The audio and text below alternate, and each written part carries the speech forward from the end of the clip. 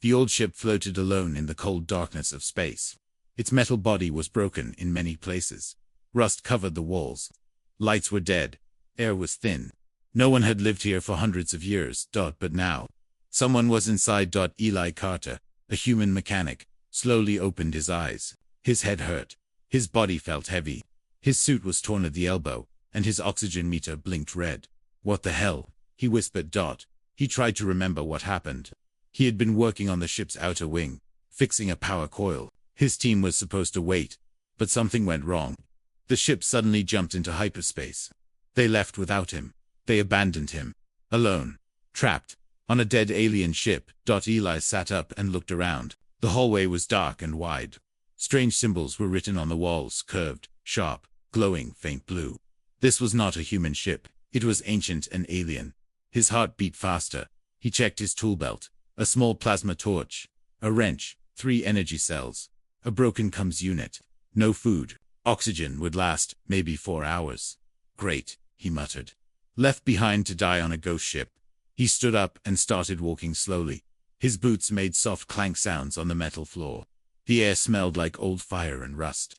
Broken machines were everywhere. Some looked like weapons. Others looked like bones. Not friendly, he whispered. Suddenly, something moved. Clang. Eli froze. A loud metal sound came from behind a door up ahead. He raised his torch, his hand shaking. From the shadows, 2 glowing red eyes appeared. Then more. 6 eyes. 8. 12. And then, they stepped into view. Dragons. But not like in fairy tales. These were alien dragons. Their bodies were long and armored, with silver blue scales. Their claws were sharp like knives. Their wings looked like folded steel. They moved slowly, silently. One of them sniffed the air. Eli stepped back. No. He had no weapon, no armor, no backup. He was just a mechanic. They kept watching him, not attacking, just watching. Then, one of the dragons moved closer. Its head was huge, almost the size of a car. It tilted its head to the side. Its red eyes stared into Eli's. Eli's breathing was fast now. He held the torch up like a weapon. Stay back. I swear I'll burn your face off. The dragon blinked, and then, it did something strange. It sat down, like a dog. Eli frowned. What? Another dragon came close. This one was smaller, younger. It made a strange sound, low, deep, almost like a hum. Then it touched Eli's tool belt with its nose. You want my wrench? He asked, confused. The dragon let out a short chirp. It sounded almost happy. Eli, blink it. You're not here to eat me, are you? The dragons didn't move. They just stared. Calm. Curious. One of them stepped forward and pointed its claw at a broken screen on the wall. The screen sparked weakly. Eli followed the motion. You want me to fix that? The dragon chirped again. Eli lowered his torch slowly. You're not monsters, he said. You're asking for help. The dragon tilted its head again. And then Eli smiled just a little. Okay, let's see what I can do. He took out his wrench and walked to the screen. Behind him, the dragons followed quietly, like giant shadows. Maybe he wasn't here to die. Maybe he was here to fix something much bigger than he imagined. Eli stood in front of the broken screen. It was covered in dust and cracked at the edges. Strange alien symbols blinked slowly, like a heartbeat. He looked at the dragon next to him. It watched him closely, waiting. All right, Eli said. Let's see what you want. He pulled out his wrench and carefully opened the side panel. Inside, the wires were a mess. Some were burnt. Others were loose. The power source was dead. Eli looked over his shoulder.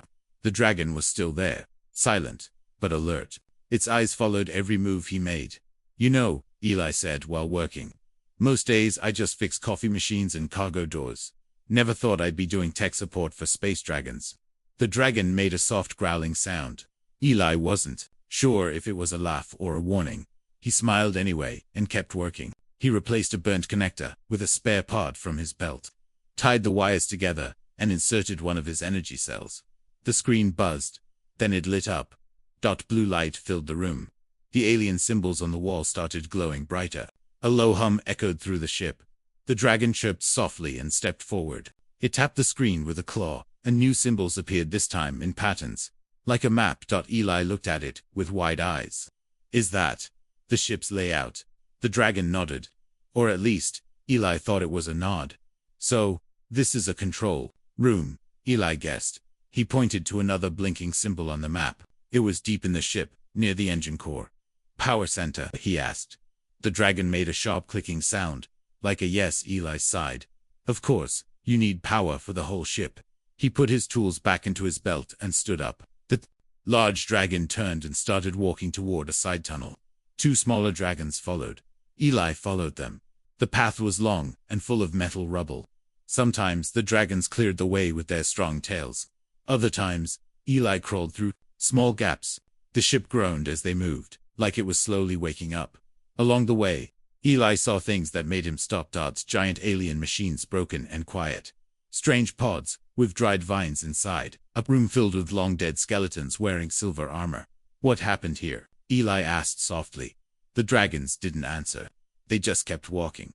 Finally, they reached a huge door. It was locked. The control panel next to it was dead. Eli took out his torch and opened the panel. The wires were melted. He would need another energy cell. That was his last one. He looked at the dragon. If I use this, I'll have no power left. The dragon looked at him, then at the door. Eli sighed. Yeah, I know. I'll figure something out later. He connected the cell and pressed the button. The door opened slowly with a loud hiss. Inside was a round chamber with a tall glowing machine in the center. The engine core. It was quiet now, but not dead. Eli stepped closer. Looks like someone tried to restart it and failed. He checked the system. It just needed one fix. A broken circuit, right behind the cooling fan. Okay, I got this. He worked fast. The dragons stood around him like guards. Minutes later, the core made a loud thump. Then, a deep hum. Lights turned on. Air vents hissed. The walls lit up with glowing blue veins. The ship was alive again. Eli turned around. The dragons were still watching. Then, the largest one let out a long, loud roar. Angry, but proud. Eli smiled. I guess that means good. Job. The dragon stepped forward and gently touched Eli's chest with its claw. Not an attack.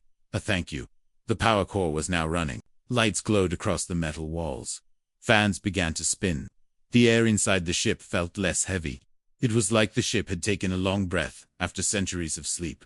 Eli stood still, breathing hard. His hands were dirty, and his energy cells were gone. But he had done it. I just brought an alien ship back to life, he whispered. The dragons stood around him, quiet and still.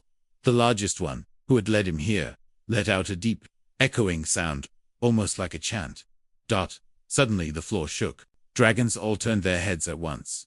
Eli grabbed a nearby wall panel to stay on his feet. What now? From the ceiling above, a round platform began to lower. It moved slowly, covered in dust and spider-like wires. Something was sleeping. Inside it was an egg-shaped chamber made of glass and metal, and inside was a creature. Much bigger than the dragons Eli had seen. Twice as long, with thicker scales. Wings folded like shields. A long neck curled around its own body. It looked like a statue carved from silver stone. A name flashed in his mind without reason. The Dragon Queen. As the platform touched the floor, the glass cracked. Steam hissed from the sides. The creature inside began to move. One red eye opened. The dragons around Eli lowered their heads. They were bowing. Eli took one step back. The queen opened her wings slowly. Her scales shimmered under the lights. Her gaze moved from the other dragons to Eli. He froze. Her eyes locked onto his. Then she spoke. Not with words, but straight into Eli's mind. You are not one of mine. You are human, Eli gasped. The voice was deep, calm, and ancient. Ah yeah, human. Name's Eli. She tilted her head slightly. Her voice echoed again in his mind. Why are you here? They left me, Eli said. My team. They abandoned me. I thought I was going to die. There was a pause. Then, the queen spoke again. But you fixed the ship. You helped my children. Eli looked at the dragons around him. Yeah, I guess I did. Why? Eli thought for a moment. Because it was broken. And I'm a mechanic. That's what I do. The queen stepped closer.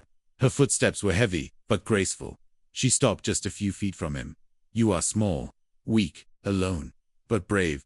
Eli gave a weak smile. I'll take that as a compliment. She looked at the power core, now glowing bright blue, then back at him. This ship once carried my kind across the stars. But we were betrayed, trapped, left to rot. I know the feeling, Eli said quietly. You woke us. You gave us life again. That means something. Eli scratched his head. So, what happens now? Are you gonna eat me? Or? The queen let out a sound like deep laughter. No, you are no longer prey. You are crew. Eli blinked. Crew. Yes. Mechanic of the relic ship, Eshton Kur. The dragons around him growled softly happy sounds. The queen lowered her head, a sign of trust. Eli took a deep breath. Well then, Captain, what's our next job? The queen raised her head proudly. First, we finish the repairs. Then, we take back the stars. The ship, Eshtoncore, was no longer silent. Lights glowed in every hallway. Machines hummed with energy. Doors opened and closed smoothly. And the dragons, once asleep for centuries, were awake and moving through the ship like proud soldiers. Eli Carter, human mechanic, stood on a high platform near the command center. He was covered in dust and oil, but his eyes were full of wonder. He had fixed power systems, restarted engines, and now worked beside creatures that once terrified him. These dragons weren't monsters. They were smart, ancient beings with a deep sense of honor, but peace didn't last long. Suddenly, red lights flashed. A loud alarm echoed through the ship. Eli dropped his tool. That doesn't sound good. One of the dragons rushed in. It was the youngest one, thin, fast, and curious. It growled and pointed its claw at the screen. Eli ran to the control panel. The screen showed a dark dot moving fast through space. Incoming ship, he said. More symbols appeared. The ship was not dragon-made, not human either. It's something else. The Dragon Queen appeared, stepping into the room with calm power. Her wings folded behind her like a cape. They have found us. Eli turned. Who? The ones who betrayed us long ago. The machines. The hollow swarm. Eli looked back at the screen. The enemy ship was huge, black like space, with glowing green lights. It moved like a spider, fast and silent. He gulped. And they're not here to say hello, are they? The Queen's voice was firm. No. They will destroy this ship. They fear what we are. The enemy ship fired.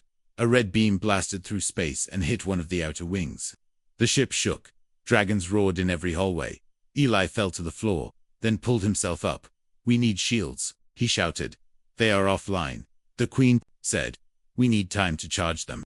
Eli ran toward the control systems. I'll buy you time. He rushed through the metal hallways, sliding down ladders and jumping over wires. He reached the reactor controls.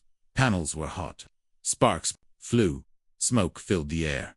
He tore open a side panel. Wires glowed red hot. Energy cells were draining fast.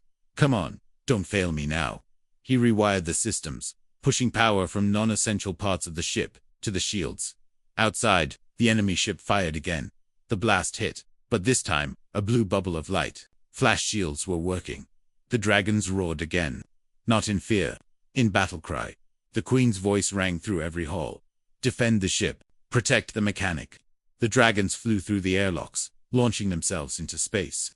Their wings burned with blue fire. They looked like living missiles. Eli watched from a window. They're fighting. In space. Yes.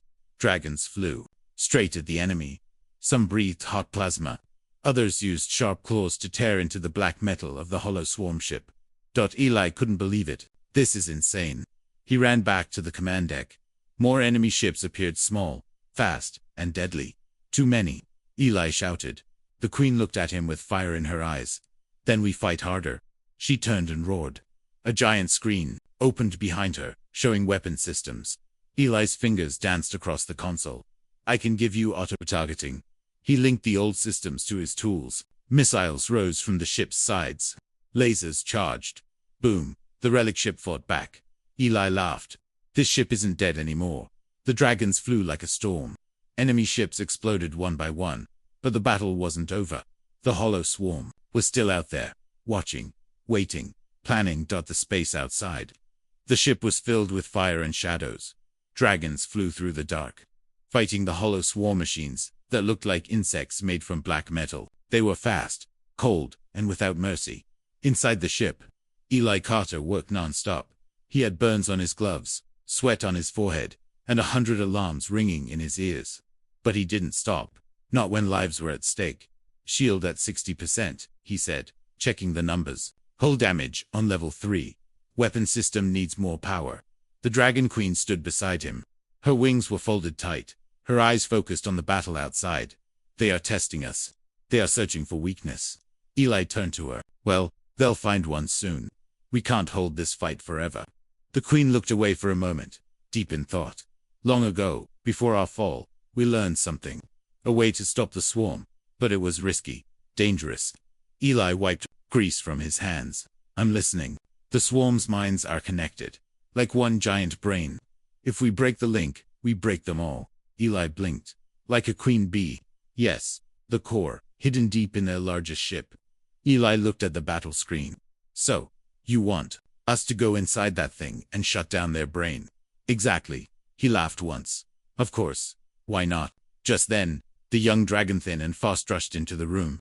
It carried something in its mouth. A black metal shard. Eli took it carefully. Where did you find this? The dragon pointed toward a broken enemy ship floating nearby. Eli placed the shard on the scanner. Symbols flashed across the screen. Strange code, moving fast. This is data, Eli said. Swarm code. Maybe we can trace it. He connected the scanner to the ship's systems. Lines of code lit up. A map appeared. One location blinked red, far beyond the fight zone. There, Eli said. That's the core. The queen nodded. You found their heart. Eli smiled weakly. Yeah, now we just have to stab it. The queen turned to the dragons. She let out a deep roar of command. 4 of the strongest dragons stepped forward. The queen looked at Eli. You will ride with them. Eli's eyes widened. Right before he could argue, the young dragon lowered its back, offering a spot. Eli took a deep breath. Okay, I can do this. He climbed on, holding tight to the dragon's smooth scales. His tool belt clanged at his side. The hatch opened. Space was ahead. Cold, dark, full of danger. The dragon leaped. Eli's stomach flipped as they shot forward. Stars rushed past. Enemy ships turned to chase, but the dragons moved like fire, too fast to catch. There it is. Eli shouted. The swarm's core ship was huge, round, like a spider's nest, glowing green in the center. The dragons dodged lasers and sharp metal arms. Eli spotted an opening. There, that vent. The dragon flew straight toward it. At the last second, they tucked their wings and slipped inside. The tunnel was tight. Sparks flew as they scraped the walls. Finally, they reached the center. A large black crystal floated above the floor, pulsing green. Wires ran from it in all directions. The brain, Eli said. He jumped down and ran to the base. His fingers moved fast, pulling wires, scanning signals. It's protected. I need to overload it. He grabbed his last energy cell. This better work. He jammed it into the control port and pressed down hard. The crystal screamed on. Awful sound that echoed in their minds. The green light flickered. Outside, swarm ships paused. Then they began to fall. One by one they crashed, shut down. Deadeye stepped back, chest heaving. It worked. The queen's voice returned in his mind. You have done what no dragon could. You broke their mind. Eli smiled. Guess I'm more than just a mechanic. The swarm was gone. Broken ships floated in space like dead insects. Fires burned quietly in the black silence. The danger had passed, but the ship Eshtinkor was still tense. Eli Carter sat on a cold metal bench in the control room. His hands were shaking. His clothes were torn. His oxygen was low, but he was alive. He had just destroyed the mind of the hollow swarm. Not bad for a mechanic, he said to himself, smiling weakly. The young dragon, his rider, stood beside him. It pressed its warm head against his shoulder, gentle and proud. Footsteps echoed, heavy, slow. The dragon queen entered the room. She was larger than any creature Eli had ever seen. Yet she moved with grace. Her glowing red eyes looked directly at him. You have done what no warrior, no ship, no army could do. Eli stood up, wobbled, then caught his balance. I didn't plan it. I just couldn't let you all die. The queen stepped closer. Saved our kind. You saved the Relic ship. And you saved the stars. Eli laughed softly. All in one day. There was a pause. Then the queen said something unexpected. I offer you a deal, Eli Carter. He raised an eyebrow. A deal? Yes. In the time before, our ships were crewed by allies. Builders, pilots, engineers. You are one of those now. Eli blinked. You want me to stay? Yes. As our chief mechanic. In return, we offer you safety, knowledge, and friendship. Eli looked out the window. He saw stars, thousands of them. He thought about his old crew, the ones who left him behind, the ones who abandoned him. And then he looked around. At the dragons. The ones who didn't. You really trust me? He asked. The Queen lowered her head. You gave us life. We give you trust. Eli nodded slowly. Then I accept. The Queen lifted her head. A deep, warm sound came from her chest. A kind of dragon word. One Eli didn't understand, but he felt it. It meant welcome. Just then, alarms beeped on the screen again, but this time, they were not danger signals. A human ship had arrived nearby. Eli's heart sank. It's my old team. The ones who left me. The Queen growled softly. Should we fire upon them? Eli was quiet, then shook his head. No, I want to talk to them. She looked at him with interest. Why? Eli sighed. Because they need to know who I've become. He stepped to the comms panel. The screen turned on. A human face appeared. Captain Rowe. The same man who had left Eli behind. Rowe looked shocked. Eli, you're alive. Eli crossed his arms. No thanks to you. Rowe stuttered. We thought you were dead. We had to jump. We didn't have time. You had time, Eli said calmly. You just didn't care. Behind Eli, the camera showed the dragons, tall and proud. The Queen stepped into view. Rowe's face turned pale. What is that? Eli smiled. My new crew. Rowe didn't speak. Eli leaned closer. You left me to die. They didn't remember that. Then he ended the call. The screen went dark. The Queen looked at him. You could have punished them. Eli shrugged. I'd rather let them live with the truth. She nodded slowly. Wise choice, human mechanic. The dragons around him gave low rumbles of approval. Eli stood taller. He wasn't just a forgotten worker anymore. He was part of something greater. A dragon ship reborn. The stars outside the ship looked brighter now. The swarm was gone. The danger had passed. But something new was beginning. Eli Carter stood on the highest deck of the Eshton Cooer, looking at the endless galaxy ahead. Beside him, the young dragon, his closest friend, stood tall, its silver scales shining in the soft blue light. Behind them, the dragons worked like a real crew. Repairs were being done. Systems were coming online. The ancient ship was no longer a broken relic. It was alive again, ready to fly. Eli placed his hand on a warm metal railing. So, where do we go now? The Dragon Queen appeared at his side, her large wings folding neatly behind her. We go forward. Eli smiled. Yeah, but forward to where? She looked at the star map on the screen. Thousands of stars, planets, and systems blinked like fireflies. There are others like us, lost, sleeping, forgotten. You want to find them? Yes. Rebuild the old alliances. Create something new. With humans, dragons, and more. Eli nodded. That sounds big. Big things begin with small steps. Just then, a small group of dragons walked in.